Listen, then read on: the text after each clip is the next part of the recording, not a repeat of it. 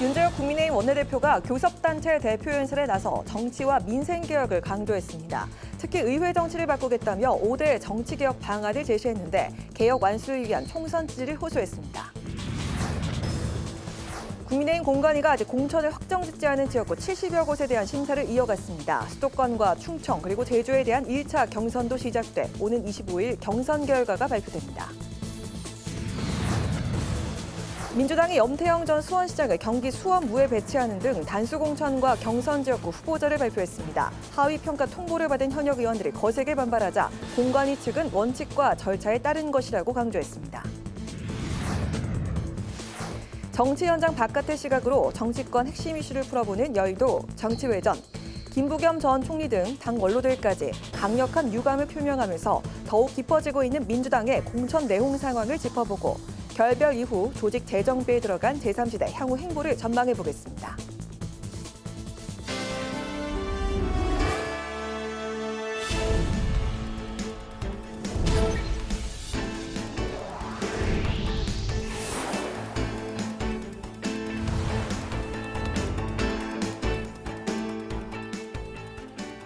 여러분 안녕하십니까? 2월 21일 수요일 국회 라이브 6 시작하겠습니다.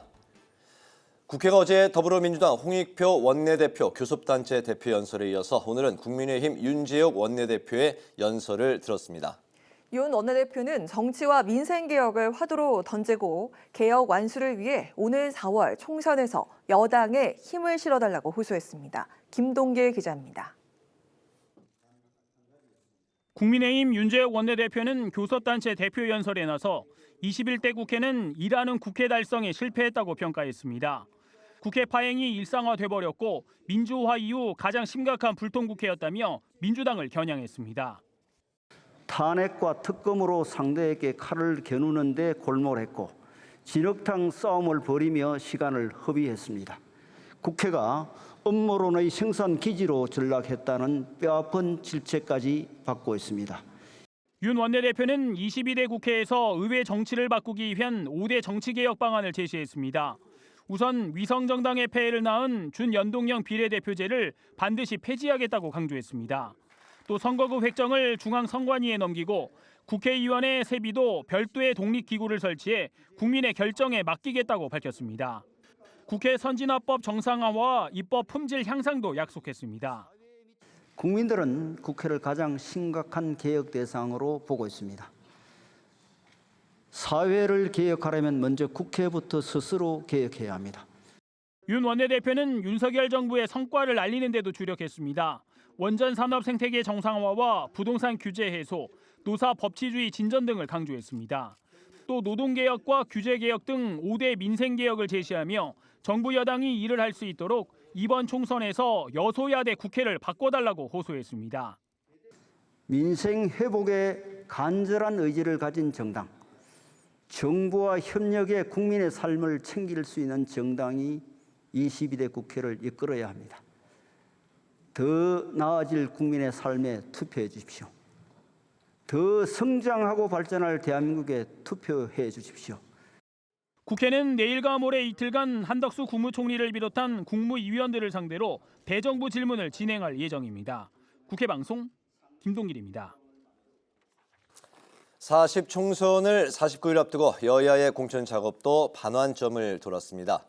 국민의힘은 오늘 서울 강남권과 영남 등 78개 보류지역 심사를 이어갔고 자립준비 청년에 대한 추가 공약도 내놨는데요. 취재기자를 연결해서 자세한 소식 알아보겠습니다. 이소희 기자. 네, 국회입니다. 네, 국민의힘 공천관리위원회가 오늘 강남과 TK 지역에 대한 공천 심사에 돌입했는데요. 아직 결과가 나오지 않았습니까?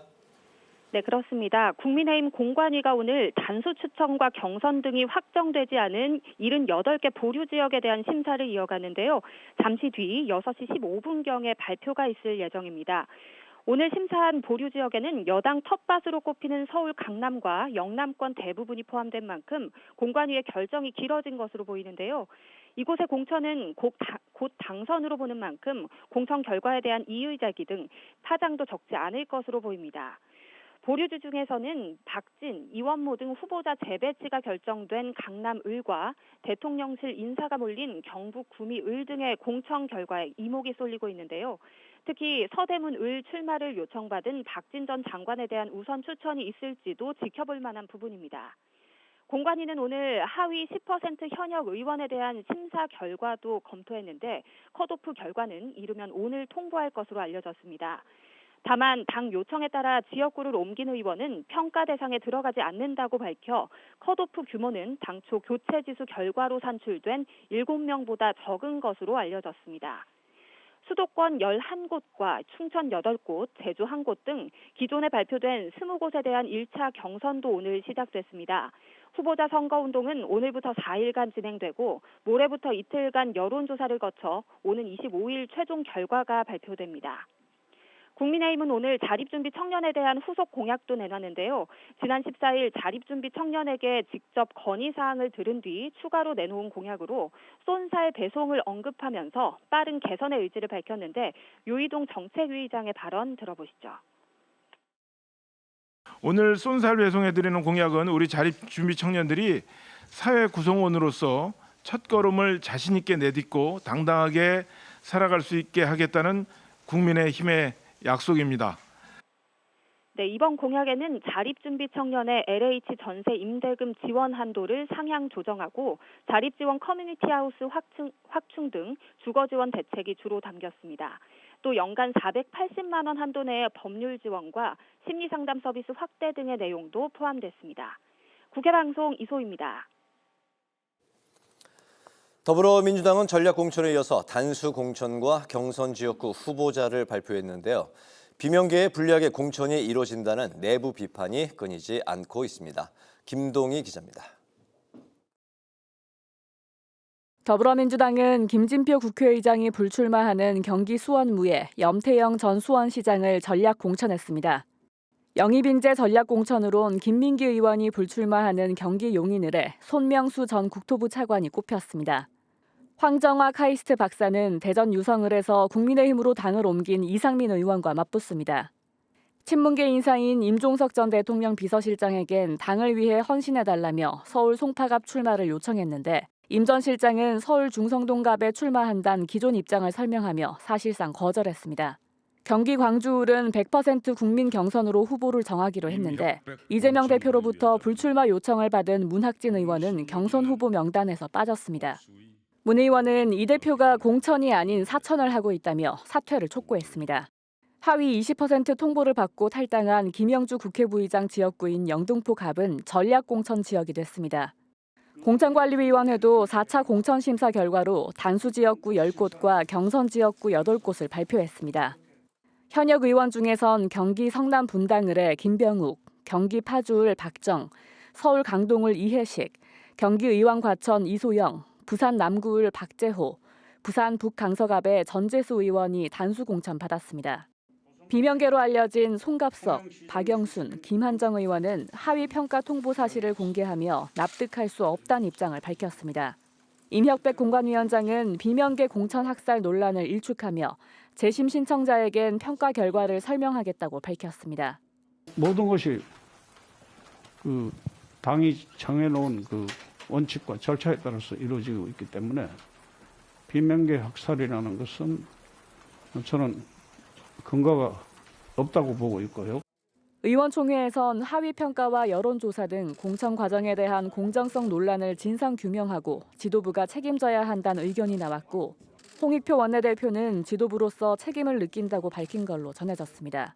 신뢰성이나 투명성 그리고 납득될 수 있도록 이제 설명을 하도록 요청을 하겠다고 말씀하셨습니다. 이것도 사실관계를 파악할 수 있도록 관련 내용 밝히고 그리고 반복되지 않도록 조치할 수 있도록 하겠다고 했습니다.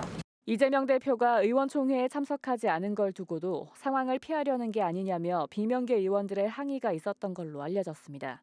국회방송 김동희입니다.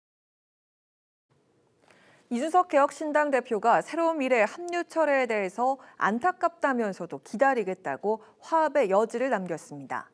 새로운 미래는 공천관리위원장과 정책위 의장을 선임하는 등 조직 정비와 선거 준비에 속도를 내고 있습니다. 문그린 기자입니다.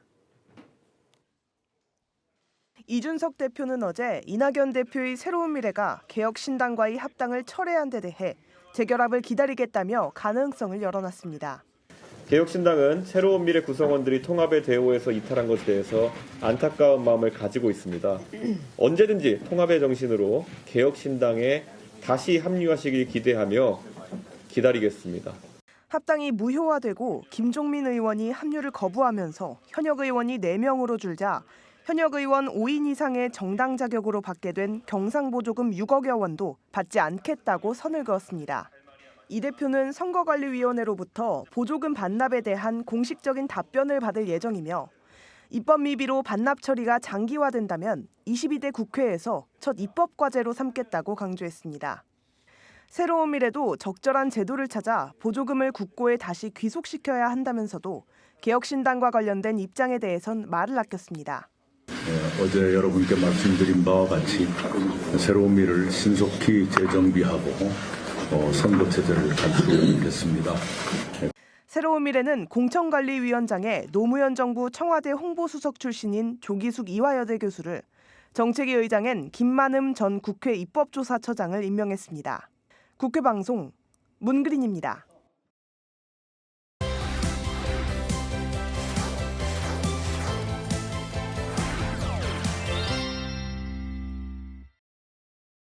이슈픽 서한한 개건기자와 함께 국민의힘과 민주당 공천 흐름부터 짚어보겠습니다. 서한한 기자 안녕하세요. 네, 안녕하십니까? 네, 민주당 진보 소수 정당들과의 선거 연합에 오늘 합의를 했습니다. 울산 지역은 진보당만 공천을 하기로 하는 등 지역구 공천 관련 합의를 한 부분이 눈에 띕니다. 네, 오늘 이 진보 연합의 맏형격인 이 민주당이 이 소수 진보 연합들과 이 22대 총선 연합의 큰 틀에 합의를 했다라고 밝혔습니다. 이 정책 협상은요 2월 28일까지 완료를 하고요. 가칭 이 민주개혁 진보 연합을 3월 3일에 창당한 뒤에 비례대표 순번을 정하기로 이렇게 했습니다. 비례연합 위성 정당은 사실 이미 큰 틀에서 합의가 있었던 터라 이 지역구 연대 부분을 조금 더 살펴볼 필요가 있을 것 같은데요. 진보당과 새 진보연합 또 녹색정의당이 후보를 낸 지역구에서는 여론조사 방식으로 경선을 해서 다시 진행하기로 했습니다. 이 중에서도 울산 북구 선거구는 진보당 후보로 단일화하기로 아예 합의를 했는데요. 현재 울산 북구는 민주당 이상원 의원이 지역구를 맡고 있습니다. 이를 양보하는 셈인데요. 경선에서 우위가 있는 후보를 지역구 공동 방식으로 내는 방식을 채택하되 다만 호남과 대구 경북 선거구는 예외로 두기로 했습니다. 이 비례 순번은 진보당과 새 진보연합에서 추천하는 후보자 각 3명을 우선 배치하는 방식을 하기로 했습니다. 배려를 하는 셈인데 현재 이 당선권이 대략 20번 내외로 추정이 되고 있거든요. 네. 때문에 이 진보당과 새진보연합의 인사들의 국회 입성이 사실상 보장됐다는 평이 나옵니다. 이 처음 비례연합을 제안할 때부터 맏형 역할이다라고 이재명 대표가 언급한 부분이 이렇게 합의 내용에 담긴 것이 아니냐는 분석이 나옵니다. 네, 자 민주당이 공천 잡음으로 시끄러운데 오늘도 시끄러운 하루를 좀 보낸 것 같습니다. 송갑석 의원이 오늘 하위 20%를 받았다고 지도부를 비판을 했고요.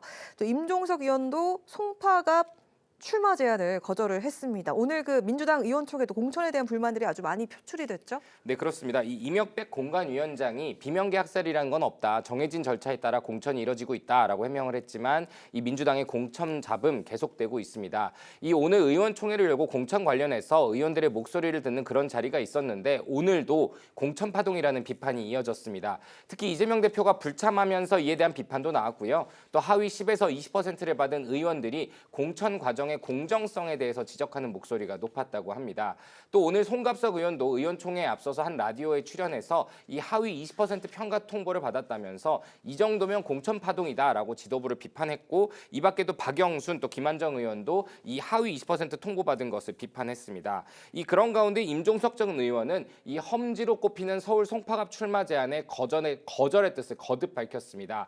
이 송파갑 출마 제안 보도에 대해서 입장을 내고 서울 중성동갑 지역의 상황과 기존 입장을 충분히 설명했다며 당 지도부의 제안을 거절했음을 강조했습니다.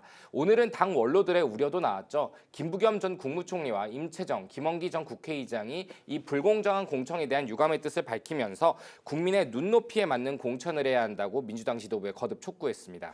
네, 그 국민의힘은 비교적 또 잡음이 없습니다. 조용하게 흘러가고 있는데 공천 논란도 없죠. 하지만 일부 언론에서는 워낙 그 감동이 없는 공천이다 보니까 그렇다라는 분석이 나오고 있는데 하위 10에서 20% 의원들의 물갈이가 없는 것이 도리어 문제가 아니냐라는 지적인데 오늘 그 국민의힘은 하위 10% 의원 명단 이 공개 사실이 좀 이야기가 좀 되고 있어요. 네, 이 과정이 좀 문제가 됐습니다. 먼저 이 시스템 공천을 천명한 국민의힘, 오늘부터 하위 10%로 분류된 대상자들에 대해서 컷오프 통보를 하겠다라고 밝혔습니다. 이 정영환 공관위원장이 직접 할 것으로 알려졌는데 현재까지 이 컷오프가 결정된 현역 의원은 비례대표인 최영희, 서정숙 의원 2명뿐이었습니다. 때문에 이번 컷오프 통보를 계기로 약간의 반발이 있을 수 있다라는 예상이 나왔거든요. 근데 이 관련해서 이거를 한 종편 방송사가 이 수도권에서는 초선 1명, 충청권에서는 중진 1명, 지역구 재배치를 수용한 이 PK 부산 경남의 중진 3명, 또 TK에서 초재선 등 이 하위 10% 대상자 7명의 명단을 입수했다고 보도한 것이 조금 논란이 됐습니다. 이에 장동혁 사무총장은 누가 그 명단을 실제로 제공한 것인지 아니면 명단 없이 보도를 한 것인지 조사하고 필요하다면 그에 따른 조치도 취할 것이다 라고 반발을 했는데요. 다만 이 당초 공관위가 예고했던 현역 의원 컷오프 규모 7명보다는 최종 숫자는 더 적어질 수 있다는 관측이 나옵니다. 이미 지역구를 옮긴 사람은 현역 의원 평가 대상에 들어가지 않기로 했기 때문인데요. 네. 현역 프리미엄 이 얘기가 이 총선 때마다 경선을 앞두고 항상 나오고 있는 그런 얘기입니다. 국민의힘이나 민주당 이제 곧 2차 경선을 앞두고 있는데 자 그런데 국민의힘에서는 이 물갈이 폭이 상당히 적을 수 있다 이런 이야기가 나오고 있는데 사실입니까?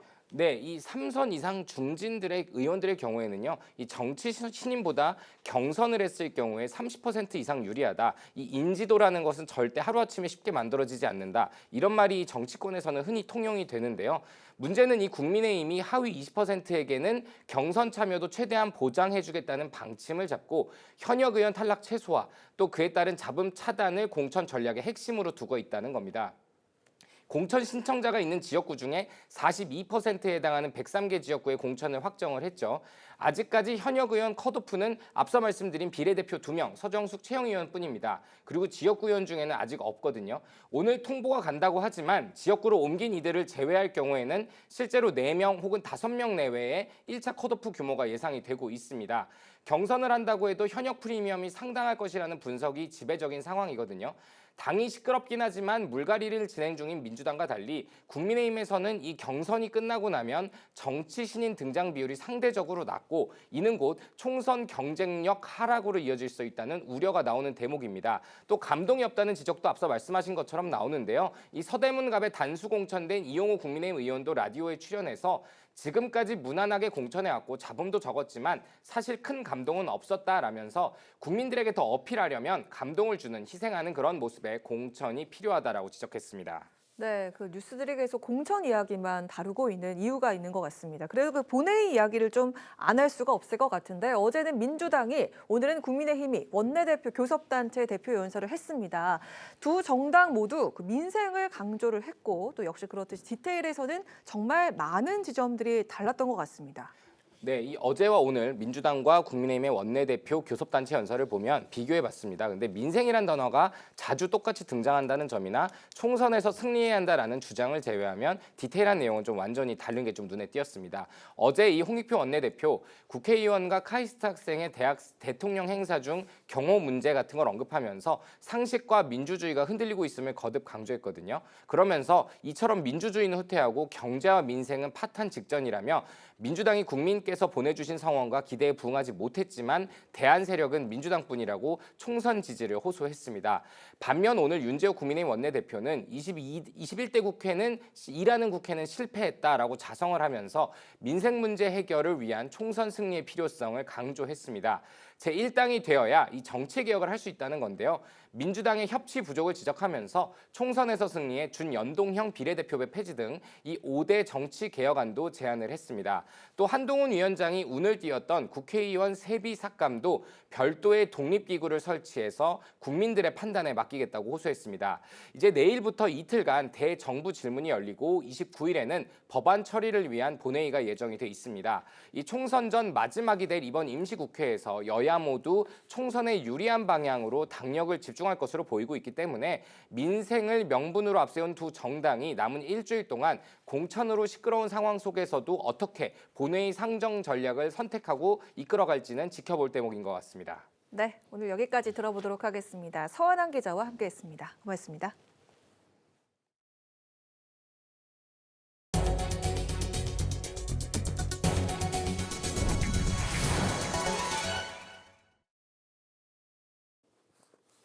대법관 후보자로 지명된 신숙희, 엄상필 후보자에 대한 인사청문회가 오늘 27일과 28일에 각각 열립니다. 국회 대법관 인사청문특별위원회는 대법관 후보자의 청문회 일정을 담은 인사청문 실시 계획서를 채택했습니다. 인사청문특위위원장은 민홍철 민주당 의원이 맡았고 여야 간사는 유상범 국민의힘 의원, 김승원 민주당 의원이 선정됐습니다. 국회 국토교통위원회가 소위를 열고 분양가 상한제 아파트 실거주 의무를 3년간 유예하는 주택법 개정안을 처리했습니다. 개정안에 따르면 실거주 의무가 시작되는 시점이 지금의 최초 입주 가능일에서 최초 입주 후 3년 이내로 완화됩니다.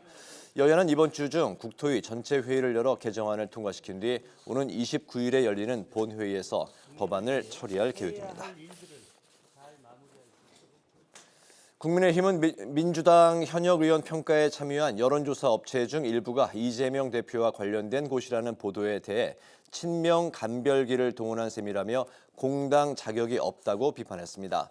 윤희석 선임 대변인은 민주당 조사에 잘 참여하지 않았던 업체들이 들어왔는데 이 업체들이 이재명 대표의 성남시장 시절 인연을 맺었던 곳이라는 사실이 언론 보도를 통해 밝혀졌다고 말했습니다.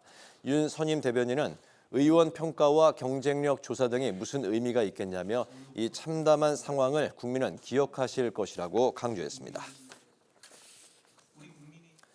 더불어민주당이 비트코인의 현물 상장지수 펀드 투자를 가능하게 하는 총선 공약을 발표했습니다. 이계호 민주당 정책위 의장이 발표한 디지털 자산 제도화 공약에는 ETF 발행과 상장 거래를 허용하고 개인 투자자들의 투자 접근성을 개선하겠다는 내용을 담았습니다.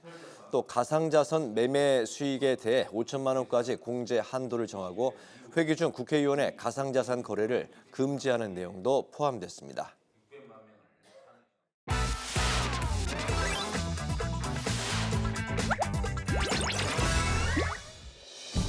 2월 21일 강아랑이 전해주는 정치권의 뜨거운 말말말 강아랑의 정치랑입니다. 오늘 첫 번째 주제입니다. 한국형 제시가법입니다.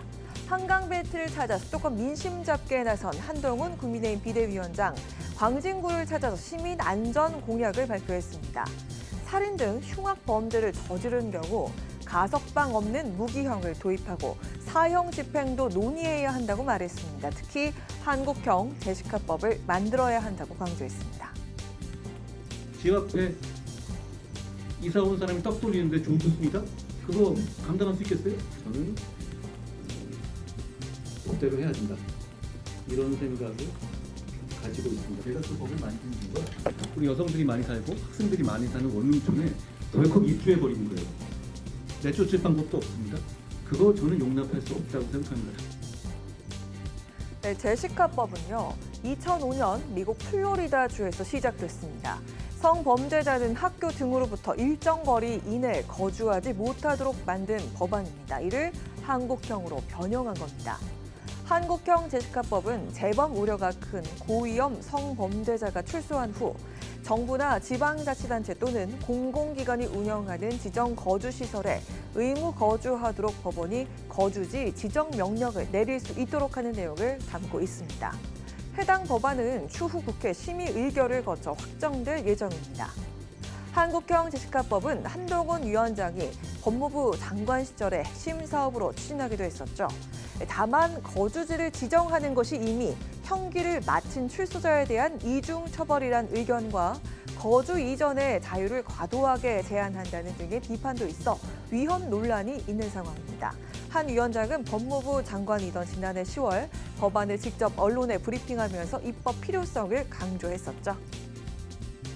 만점짜리라고 생각하지는 않는데요. 저희는 최선의 방안이라고 생각한 것을 1년 가까이 연구한 결과를 낸 것이지 처음에는 미국식 제시카법처럼 추방 방식을 생각했었다가 선회한 것이 지역이나 빈부에 있어서의 치안 격차라는 것은 저는 민주국가에서는 허용해서는 안 된다고 생각하기 때문에 보안 처분이기 때문에 소급표가 위헌이다라는 얘기는 이미 해결된 얘기입니다. 헌법재판소의 합헌 결정으로 인해서요.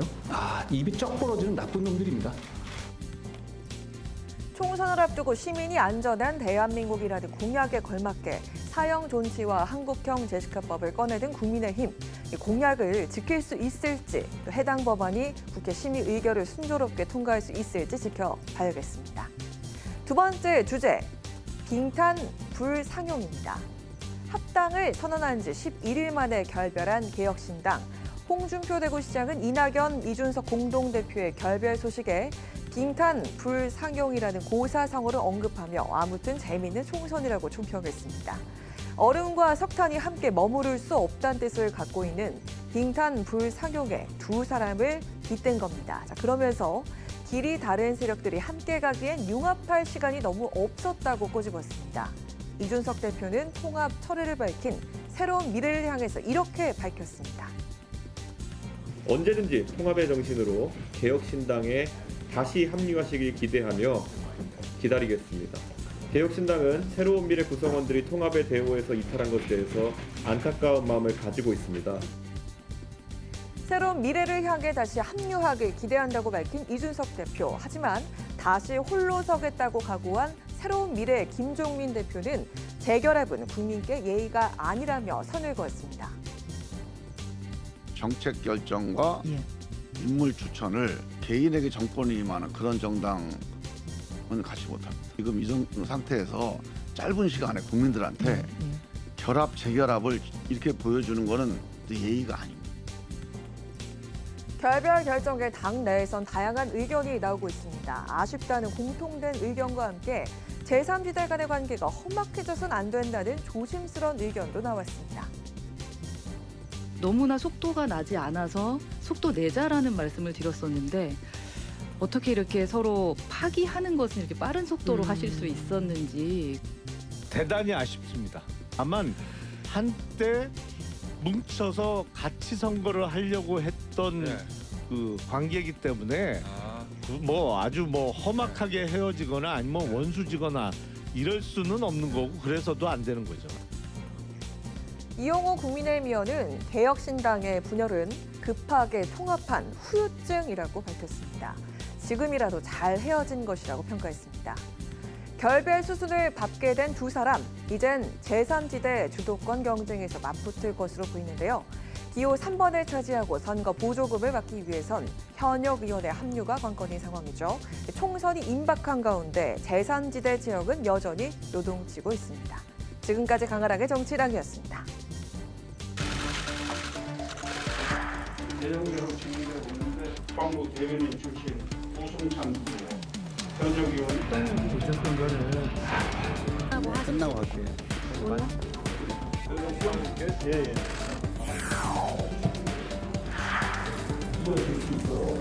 나중에 실시대에서 구체적으로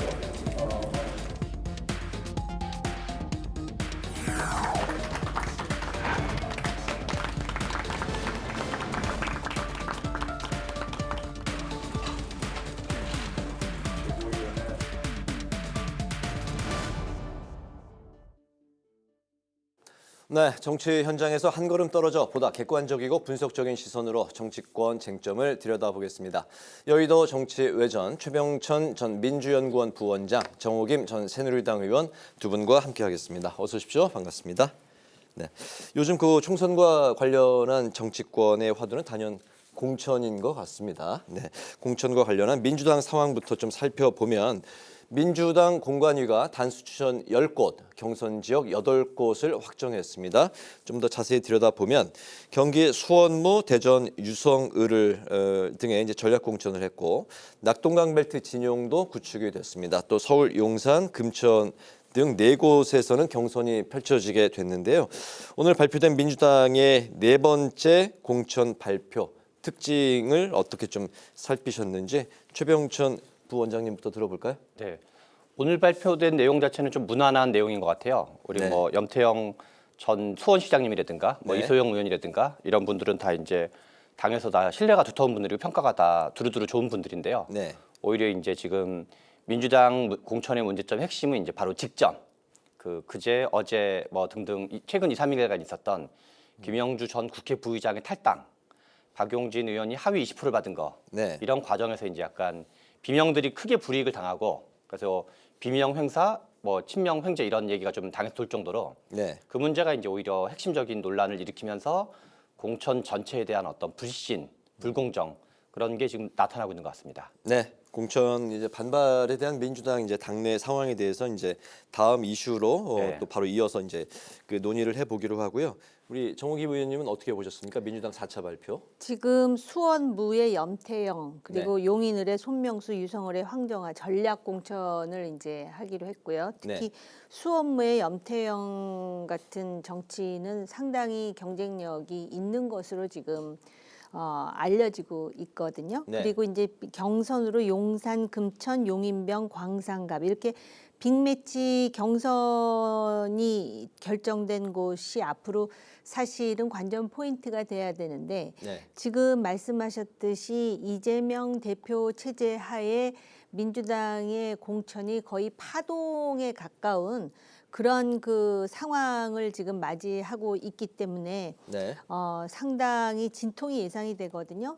특히 이제 시발점이 되었던 임종석 전 실장이 지금 송파갑을 당 지도부에서 타진해 왔는데 본인이 거부했던 사실이 알려지고 있고요. 네. 그다음에 전현희 전 의원 같은 경우에 지금 종로 불출마를 하겠다 그래갖고 뭐 강동갑 얘기가 나오는 것 같습니다. 본인은 이제 당의 결정을 받아들이겠다 이런 그런데 입장이고요. 이 종로만 해도 그래요. 지금 현재 노무현 전 대통령의 사위가 지금 공천 신청을 해서 아직 공천을 확정받지는 않았는데 말이죠. 네. 다 좋은데 그분이 노무현 전 대통령의 사위라는 거 말고 민주당의 발전이라든지 한국 정치에 어떤 족적을 남겼는지 딱히 기억이 안 난다라는 거. 네. 그런 점에서 조금 저는 개인적으로 좀 고개가 갸우뚱해진다라고 볼 수 있어요. 왜냐하면 거기 원래 이광재 전 의원도 아마 공천을 원했었는데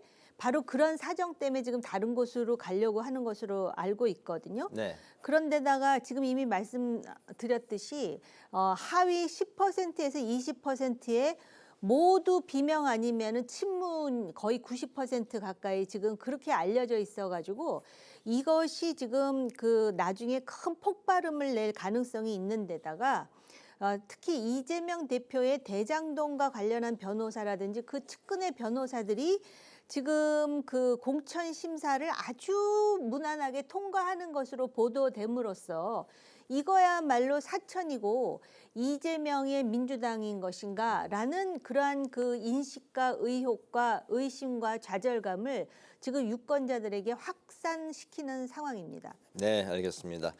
민주당 4차 공천 발표 상황에 대해서 이제 두 분의 오늘 그 특징을 좀 살펴봤는데요. 민주당 공천 반발 상황에 대해서 논의를 좀 이어가 보도록 하겠습니다. 현재 말씀하셨듯이 민주당 안에서의 현역 의원 하위 평가자 10%, 20%에 들어간 의원들 중에서 알려진 의원들이 김영주, 또 박용진, 윤영찬, 송갑석, 박영순, 김한정 의원 등이 있는데요. 이분들의 이제 당 내에서 현재 반발이 굉장히 거센 상황이고 오늘 민주당이 이제 의총을 길게 열었는데 당의 원로였던 김부겸, 정세균 전 총리 등이 불공정 공천에 대해서 이제 강력하게 또 유감을 이제 표명한 상황입니다. 하위 20% 통보를 받았던 송갑석 의원이 이 정도면은 공천 파동이다 이런 표현을 썼는데요. 민주당이 현재 이런 공천과 관련한 상황을 공천 파동으로 정 의원님이 거의 공천 파동 수준이다 말씀하셨는데 공천 파동으로 봐야 될지 아니면 이재명 대표가 언급한 시스템 공천을 통한 일종의 환골 탈퇴 과정으로 봐야 될지 최 부원장님 어떻게 보세요? 지금 모 언론사가 입수한 명단에 의하면 31명에 대해서 이제 이 하위 20% 통보를 했는데요. 네. 그중에 28명이 비명이라고 합니다. 그러니까 실은 시스템이라는 게 좀 잘 이제 이해가 안 가는 거죠. 네. 그리고 오늘 이제 그 여기저기서 돌았던 것 중에 이번에 그 김영주 국회 부의장이나 박용진 의원은 상임위 출석도 열심히 하고 법안도 많이 발의했는데 특히나 그 두 분은 지역구를 열심히 챙기고 상임위도 열심히 챙기는 걸로 유명한 분이에요. 네. 국회 전체에서도 가장 유명한 분인데 예를 들어서 이재명 대표님은 뭐 단식이라든가 법원 출석 때문에 상임위 참석이나 법안 발의도 별로 없었거든요. 네. 그러면서 이제 아니 두 분이 하위 10% 20%면 이재명 대표는 도대체 몇 프로인 거냐 이런 게 이제 돌기도 했었는데 지금 하위 20%를 통제하는 거는 실은 민주당은 그 전에도 있던 거였어요. 그런데 바로 직전 선거가 이해찬 대표가 대표였었거든요. 네. 2020년 총선에. 이게 뭐가 다른 거냐면 이해찬 대표는 첫째 본인이 불출마 선언을 했어요. 본인이 불출마 선언하고 이해찬 대표도 당에 오랫동안 있었기 때문에 아는 사람들이 많아요. 네. 그런데 그때 당시에는 친 이해찬은 이득을 보고 반 이해찬은 불이익을 본다는 소리가 선거 기간 내내 나온 적이 한 번도 없어요.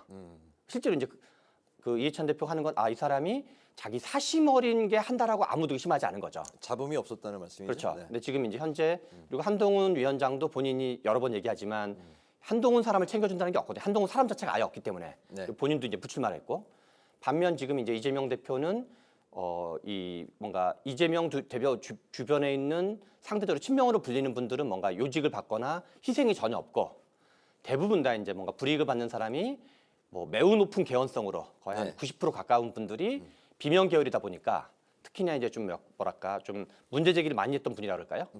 그런 것 때문에 이게 뭐 어떤 오비락 정도가 아니라 네. 좀 너무 이거를 그 비명 행사가 아니라고 이해하기 어려울 정도로 오히려 옹호하는 논리가 좀 설득력을 좀 갖기 어려울 정도로 지금 공천 문제가 좀 심각한 상황으로 봐야 되는 거죠. 그럼 현재 그 민주당의 이제 공천 상황, 뭐 이런 그 내부 반발이 거센 이런 상황을 좀 진정시키기 위한 방안이 있는지 있다면은 좀 어떤 처방이 있을까요? 이게 지금 이제 좀 근본적인 문제이기도 한데요. 네. 핵심은 사심 문제예요. 사심. 우리가 뭐 사촌이라고 표현하든 사심이라고 표현하든 네. 한동훈 비대위원장 상대적으로 사심 같은 거 느껴지진 않는 거고 뭐 잘한다 못한다는 평가는 있을 수 있지만 이재명 대표는 지금 사심이 강하게 느껴지는 거거든요. 네. 그렇기 때문에 이 문제를 지금이라도 좀 매듭을 지으려면 이재명 대표 본인이 불출마 선언을 해야 되고 그리고 친명의 상징적인 분들 그런 분들이 부분적으로 불출마 선언이나 험지출마를 하지 않으면 일종의 이제 어느 정당이나 유권자 연합의 성태가 있는데 네. 유권자 연합이 해체된 상태로 봐야 되는 거죠. 그래서 지지율에도 계속 제가 보기에는 더 격차가 벌어질 확률이 높다고 봐야 되는 거죠. 네, 이재명 대표 본인을 포함한 친명계 인사 중에서 상징적인 분들의 어떤 그런 상징적인 인사들 현역 저 정도면 뭔가 저기가 뭔가 과오를 인정하는구나 네. 라는 거를 이제 공감대를 얻을 수 있는 정도 하지 않으면 이게 이제 끝까지 간다고 봐야 되는 거죠. 2016년 그 진박 간별 논란이 있어서 김무성, 유승민 씨가 뭔가 저항을 세게 했었잖아요. 네. 그래서 그때 122석을 받았어요. 네. 새누리당이. 네. 제가 보기 현재도 이대로 가면 한 120석대를 민주당 받을 확률이 매우 높다고 봐야 되는 거죠. 그러면 제 1당의 자리를 일당은 저희 뭐 내려와야 국민의힘이 된다는 지금 거의 상황이고요. 어쨌든 그 대표와 그 친명계를 상징하는 인사들의 불출마 선언과 이에 상응하는 행동, 뭔가를 이제 보여줘야 된다라는 이제 그 처방 말씀을 하셨는데요. 그 민주당 안에서 오늘 의총에서 나온 그 지도부에 대한 요구 크게 세 가지가 있었는데 평가 기준. 인사평가에 대한 평가 기준, 여론조사에 대한 그 진상 규명, 또 지도부에 대한 책임 충 이 세 가지 크게 이제 나왔었는데 그 정 의원님은 어떻게 보셨습니까? 아직도 의총에서 굉장히 반발이 심했지만 조심스럽게 나오고 있는 거예요. 당대표 이선 퇴진하라라는 요구는 안 나왔었다 그러더라고요. 네.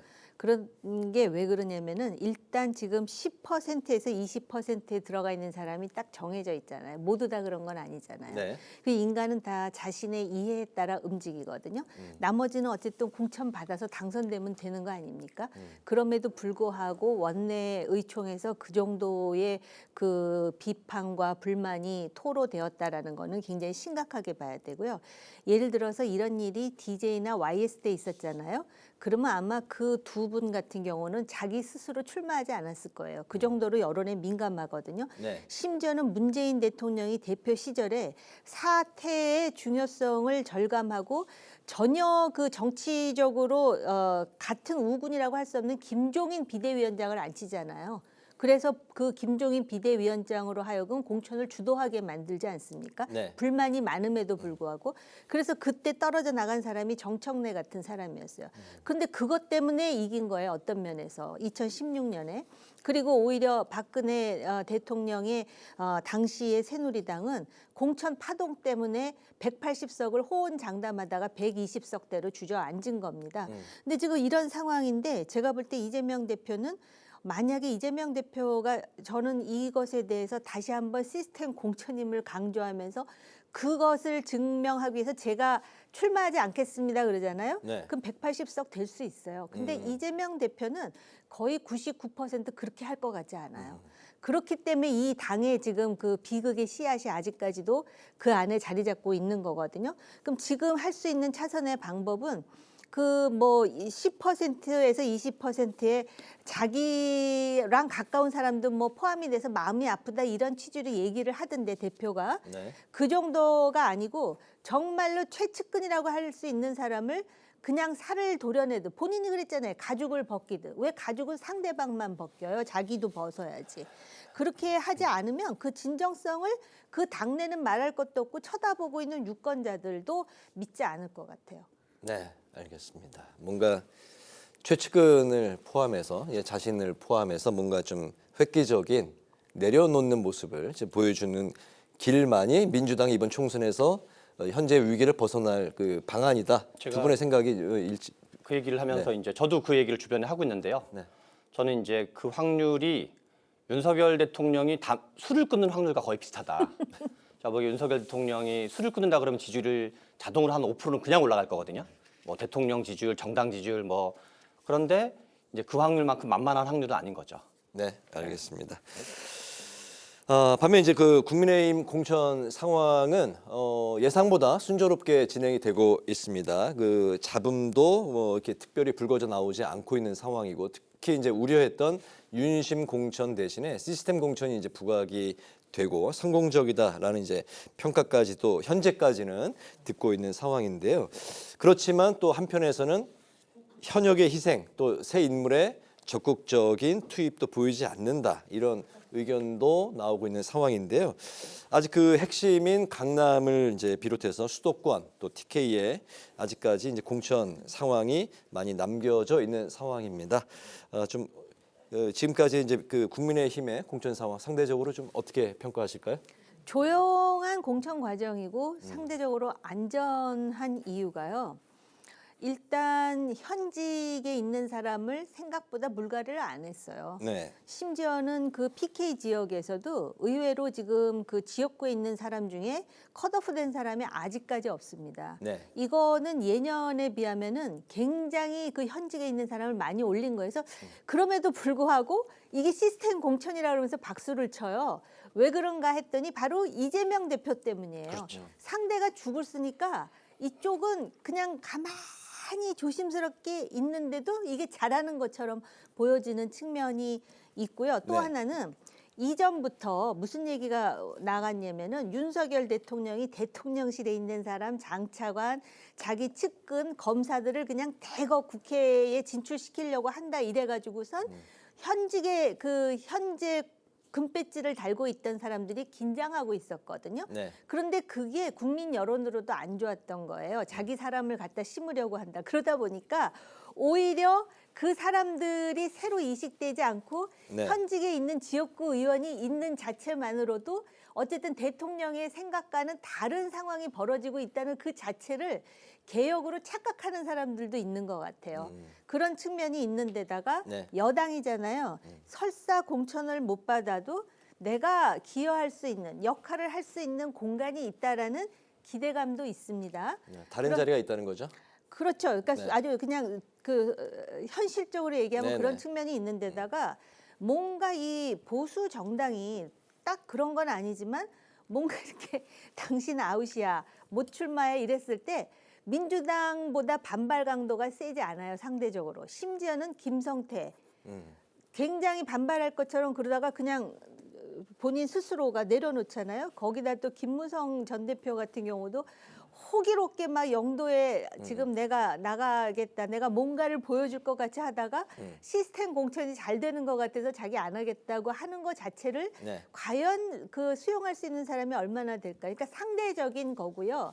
사실은 지금 고인물 같은 영남이라든지 강남에 그런 어떤 누구의 측근 이게 아니라 정말 한국 정치의 보수의 본류를 살릴 수 있는 개혁적인 그런 젊은 인재 내지는 젊지 않더라도 그런 사고를 가진 사람들을 진짜 공천하고 영입했다라는 모습을 보여줬으면 어땠을까라는 아쉬움이 저는 개인적으로 있어요. 네. 고인물 지역을 이제 표현을 하셨는데 강남 그리고 이제 영남 지역에 본격적으로 이제 국민의힘 시험대가 앞으로 이제 좀 펼쳐질 텐데요. 좀 지금까지 국민의힘 공천 상황 또 앞으로 어떻게 펼쳐질 걸로 예상하십니까? 그러니까 지금 앞에서 말씀하신 거랑 비슷한 문제의식인데 네. 한편으로는 맹물 공천, 또 한편으로는 기득권 공천이거든요. 그래서 우리 학점으로 치면 한 비제로 정도가 나왔는데 문제는 국민의힘 국회의원들은 제가 보기에는 이준석 대표와 이재명 대표에게 약간 고마운 마음을 가져야 돼요.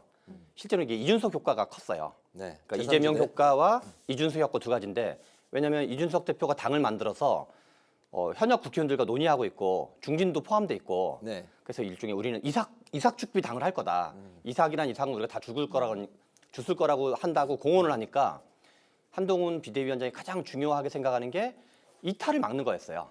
그런데 한편으로 맹물 공천 또는 기득권 공천을 하면서도 부분적으로 박수받을 요인이 있는 게 뭐냐면 네. 제 생각에 두 가지 때문에 그랬어요. 어떤 겁니까? 하나는 낙동강 벨트 전략이 제가 보기 되게 중요했었어요. 낙동강 벨트를 통해서 비윤 계열이지만 영남 중진들의 당선 가능성 있는 사람들을 사지로 보내는 게 아니라 격전지로 보낸 거거든요. 네, 가능성 있는 곳. 충분히 가능성 있는. 네. 그래서 실제로 판세가 뒤집어지고 있어요. 또 하나는 박진 이원모로 상징되는 용핵관, 용산 핵심 관계자로 불리는 사람의 상징적인 사람이 박진, 이원모, 주진우 이 세 분이 가장 이제 상징적인 분들인데 네. 박진과 이원모를 지역으로 재배치하면서 네. 지금 최종적으로 박진 전 외교부 장관은 이제 서대문 을로 지금 우상호 의원 지역구로 재배치가 됐는데 그러면서 이 사람들이 그러니까 주류의 희생을 보여준 거죠. 주류의 희생을 하면서 낙동강 전투를 살리니까 비주류 입장에서도 이 김성태 의원이 대표적인 건데 수긍을 하게 된 건데 반면 민주당에서는 뭔가 어떤 친명 주류의 희생이 전혀 안 보이고 그리고 뭔가 낙동강 벨트에 버금가는 상대 진영의 그 진영을 뭔가 쳐들어가는 네. 새로운 전선을 만들어내는 것도 전혀 없고 그러니까 이게 이제 국민의힘의 공천은 비제로였으나 민주당의 공천이 F가 되면서 네. 야 상대적으로 공부 잘하는구나 라는 것처럼 돼버린 거죠. 네. 알겠습니다. 국민의힘이 상대적으로 민주당에 비해서 안정적으로 가고 있기 때문에 현재까지는 득점 포인트를 좀 많이 따고 있는 상황이다. 하지만 아직도 한 50일 가까이 총선이 남아있기 때문에 앞으로 어떤 일이 펼쳐질지 변수는 많이 남아있는 상황입니다. 제3지대 이야기로 이제 좀 넘어가 보면 국민의힘이 이제 예상보다 경선으로 이제 많이 가고 있는 분위기라서 이삭줍기라는 표현을 쓰셨는데 탈당으로 이어지는 뭐 제3지대로의 유입이 아직까지는 거의 없다고 봐야죠 지금. 하지만 이 민주당이 네. 이제 여러 의원들이 현재 뭐 탈당 선언을 하고 네. 또 이제 하위 평가자 중에서 반발이 나오고 있고 또 새로운 미래 측에서 이 하위 평가자와 이제 연락을 하면서 또 입당을 권유하고 있는 상황이라 또 추이를 지켜봐야 될 것 같습니다. 제3지대가 결별 선언 이후에 이제 조직 재정비에 들어갔는데요. 합당 직후에 개혁신당의 젊은 유권자들이 이탈이 이어졌었는데 과연 이제 결별로 청년 보수의 이제 복귀와 또 지지율이 좀 이제 침체가 됐었는데 반등의 기회가 찾아올 것인지 그리고 다시 제3지대가 선거 연합을 위해서 재결합을 할 가능성은 어떻게 보시는지 두 가지 들어볼까요? 일단 재결합 가능성 거의 없다고 봐야 되고요. 네. 그러나 저는 이게 이제 결혼식으로 비유하면 결혼식을 하기보다는 약혼식을 했던 건데 그래서 이혼은 아니고 파혼이다. 그리고 제가 보기에는 그분들 입장에서는 잘 헤어졌다고 봐요. 네. 그리고 왜냐하면 지지층이 너무 이질적이었기 때문에 세대도 이질적이고 진보 보수도 이질적이었기 때문에 오히려 이준석 신당의 특징은 2030 세대 기반 성격이 있고 네. 이낙연 대표 같은 경우는 이제 호남 기반과 그다음에 민주당 지지자들 중에 약간 고령층 이 기반이 있었는데 오히려 이준석 신당 같은 경우는 뭔가 이렇게 좀 기동적으로 치고 나가는 맛이 있어야 될 거고 네. 그러기에는 오히려 좀 어떤 단일한 리더십이 좀 중요하고 이낙연 대표 같은 경우는 핵심은 본인이 광주 출마를 하느냐 마느냐 문제예요. 네. 본인이 먼저 광주 출마를 하면서 승부수를 던질 수 있는 모습을 보여줘야지 어떤 민주당의 지금 탈당을 고민하는 분들이 하는데 이제 이낙연 대표 본인은 뭔가 이렇게 출마를 꺼려하시면서 네. 남들 보러 너네가 출마하라 그러면 그분들이 보기에는 좀 신뢰하기가 어려운 거죠. 네. 그래서 제가 보기에는 오히려 전반적으로는 제3지대 전체로는 더 커질 거고 네. 그리고 민주당 입장에서는 민주당을 표를 잠식하는 효과가 더 커질 가능성이 높다라고 보고 있습니다. 네, 공천 내용을 겪고 있는 그 민주당이 새로운 미래 이낙연 그 대표 측에게는 하나의 또 기회가 될 수 있을지 30석을 예상한다라고 이제 이낙연 대표가 이제 언급을 했는데요. 어떻게 보십니까? 만약에 진짜 빅텐트가 쳐지고 그 많은 무당층이 이 제3당에 대해서 관심을 보이고 이런 상황에 민주당에 지금 그런 파동이 생겼다면은 아마 네. 갈 결심을 할지도 모르죠.